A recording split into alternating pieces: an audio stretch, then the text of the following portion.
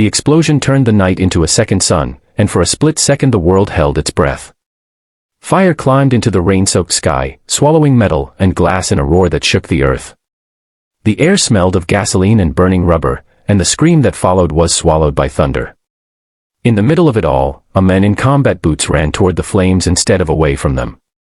If you believe in kindness, in courage, in second chances when the world says there are none, take a moment right now to like this video, leave a comment, share it with someone who needs hope, and subscribe to the channel. Stories like this deserve to be heard. Chief Petty Officer Daniel Cross had survived battlefields overseas, but nothing had prepared him for this. He had just stepped out of his truck when the black luxury sedan ahead of him exploded on the empty coastal highway. The blast threw debris across the asphalt like shrapnel from a nightmare.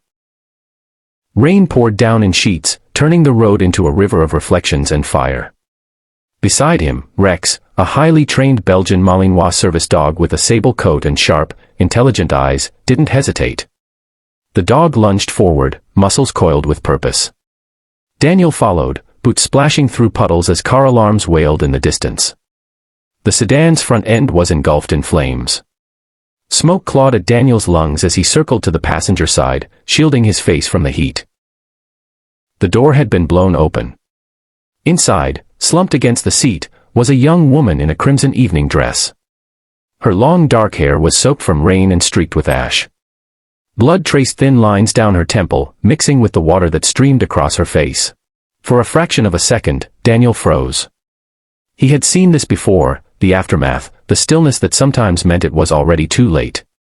But then Rex barked sharply, snapping him back to the present. The woman's chest rose in a shallow, fragile breath. Daniel reached in, ignoring the burning metal that scorched his sleeves. He unbuckled her seatbelt and lifted her carefully into his arms. She was lighter than he expected, fragile in a way that made the chaos around them feel even more violent. As he stepped away from the wreckage, the car gave a violent shudder and another burst of flame shot upward, lighting the night in orange fury. Rain hissed against the fire as Daniel carried her to the side of the road. Rex paced around them, scanning the darkness, trained senses alert for danger. Daniel knelt and laid the woman gently on the wet asphalt. Up close, he could see bruises on her arms that didn't come from the crash. There was something else here, something deliberate. Her eyelids fluttered. For a moment her gaze wandered, unfocused, until it locked onto Daniel's face. Her lips trembled as she tried to form words. He leaned closer, straining to hear her over the rain. "They tried to kill you," she whispered, her voice barely audible. Then her eyes rolled back, and she slipped into unconsciousness. Daniel's heart pounded, not from fear but from understanding. This wasn't an accident. The explosion hadn't been random. Someone had wanted her gone. The ambulance arrived minutes later, sirens slicing through the storm. As paramedics worked to stabilize her, Daniel stood back, rain dripping from his hair, Rex pressed against his leg. He couldn't shake the echo of her words. "They tried to kill you. Not me. You." At the hospital, Daniel learned her name was Elena Marquez, a financial analyst who had recently testified in a federal investigation involving money laundering and offshore accounts. The case had put powerful people at risk.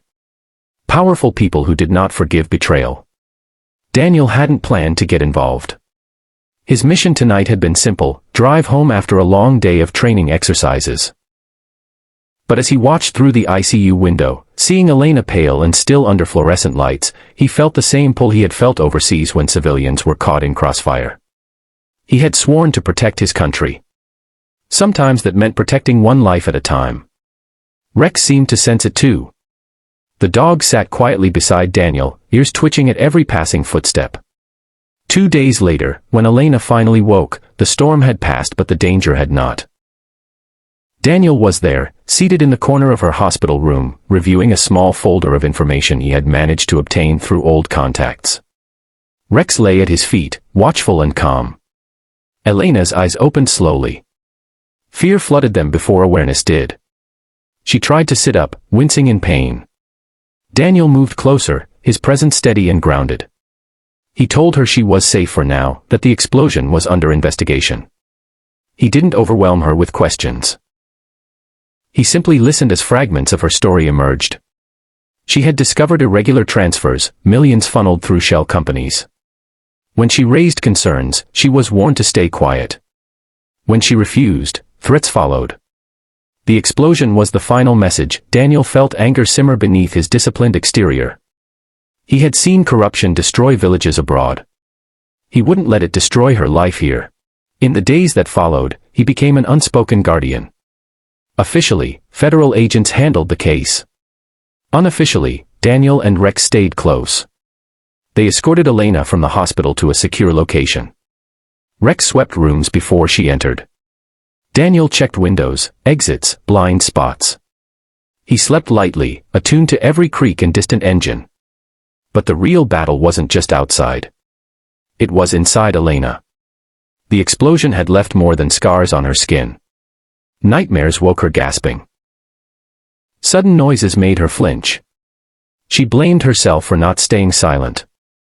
She felt guilt for the danger that now hovered over anyone near her, including Daniel. One evening, as rain tapped softly against the safe house windows, she sat on the floor beside Rex. The dog rested his head on her lap, steady and warm. For the first time since the explosion, her breathing slowed. Daniel watched from across the room, realizing that healing wasn't about weapons or strategy. It was about trust. Weeks passed. Evidence mounted. Arrest warrants were issued quietly. The men behind the laundering scheme began to fall one by one, their empire unraveling under scrutiny. The attempt on Elena's life had drawn more attention than they expected. One afternoon, federal agents confirmed what Daniel had been waiting to hear: the primary suspects were in custody. The immediate threat had passed. Elena stood outside the courthouse the day the indictments were unsealed. The sky was clear, washed clean by earlier rain. She wore a simple navy coat instead of the red dress from that terrible night. There were still faint scars along her hairline, but her posture was different, straighter, stronger. Daniel stood a few steps behind her, Rex at his side. He didn't need recognition. Watching her walk forward, facing cameras and questions without lowering her gaze, was enough. She had almost been silenced. Instead, she had become a symbol. Proof that intimidation doesn't always win. Before we reach the end of this story, I want to ask you something from the heart. If this journey has moved you even a little, please take a second to like the video, leave a comment, and share it. Your engagement helps stories of courage and second chances reach people who may desperately need them. And right now, I'd love to hear from you. Comment the word courage if you believe standing up for what's right is always worth the risk. Months later, Daniel returned to his routine training schedule, but something had shifted in him too. Saving Elena hadn't been part of any mission briefing. It had simply been a choice made in a moment when fire met rain and fear met resolve. Elena eventually started a nonprofit organization dedicated to protecting corporate whistleblowers, ensuring they had legal and security support before danger could reach them. She often credited an unnamed service member and his dog for giving her a second chance at life. Daniel never sought the spotlight. He preferred early morning runs with Rex along the shoreline, the ocean stretching endlessly beside them. But sometimes, when thunder rolled in the distance, he would remember that night, the explosion, the weight of a broken body in his arms, the whispered warning that changed everything. They tried to kill you. They had tried. And they had failed. Because courage arrived in combat boots. Because loyalty walked on 4 steady paws. Because even in the fiercest fire, there are those who run toward the flames. And sometimes, that is enough to save a life, and remind the world that darkness never has the final word.